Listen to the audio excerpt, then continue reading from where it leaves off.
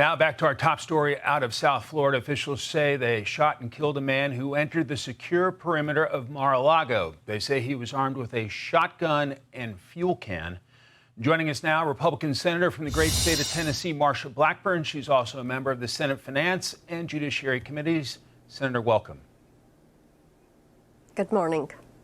Senator, what's your reaction to the breaking news of the day? This 21-year-old suspect, Austin Tucker Martin of North Carolina, at Mar-a-Lago. Fortunately, the president was not there, but armed with a shotgun and a fuel can. Your reaction? And this is the third time we have seen an attempt on President Trump's life, and we are pleased he was not there and are grateful for the swift reaction, and know that FBI, Secret Service, Palm Beach County are conducting this investigation, and I am certain in the next few hours we are going to know more about how this individual was able to breach that perimeter. And also, Mike, we're going to know more about this individual and their political leanings and their reasoning. And I'm certain that the family is going to be able to provide some insight into this. I think it is also a reminder that rhetoric matters. And this continuing with the Trump derangement syndrome and villainizing the President of the United States without respect to the individual or to the office, this is something that people should think twice before they speak in that manner. What questions would you have if senators get a briefing on this incident from federal authorities? Yes, I think that as we're learning that the family reported the individual missing, and we're going to want to know more about what that report entailed to law enforcement and the mental illness, and if it is a severely mentally disturbed individual. We also are going to want to know about law enforcement and the breaching of that perimeter and the difference in the security when the president is present at his residence and when he is not. Senator, this happening as the Department of Homeland Security is not funded. A lot of these folks probably there are working without a paycheck. What are your concerns as we're in another partial government shutdown?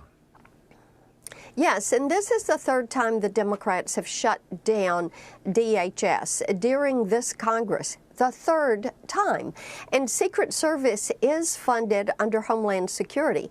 So they are not being paid for the work that they're doing. I will also note 35% of the DHS budget is FEMA. And we have had a terrible ice storm in Tennessee, still with the aftermath.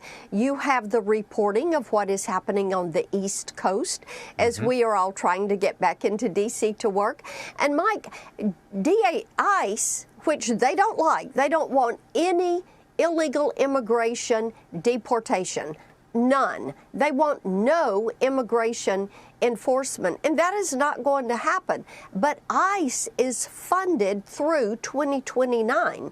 All their antics, all this ridiculousness is not going to change the work of ICE. What it is going to do is to affect those that are working TSA, that are working global entry, that are working pre-check. We know global entry and pre-check, Secretary Noem has had to shut that down in order to process as many people to make as many flights as possible.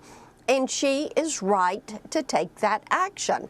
And we also know that FEMA, with the storm coming, you are defunding what FEMA can do to assist people there in the Northeast as they are going to be experiencing this storm. Senator Marsha Blackburn, grateful to have you on this big breaking news day. Thanks very much. Safe travels to you. Good to be with you. Thank you. Hey, Sean Hannity here. Hey, click here to subscribe to Fox News YouTube page and catch our hottest interviews and most compelling analysis. You will not get it anywhere else.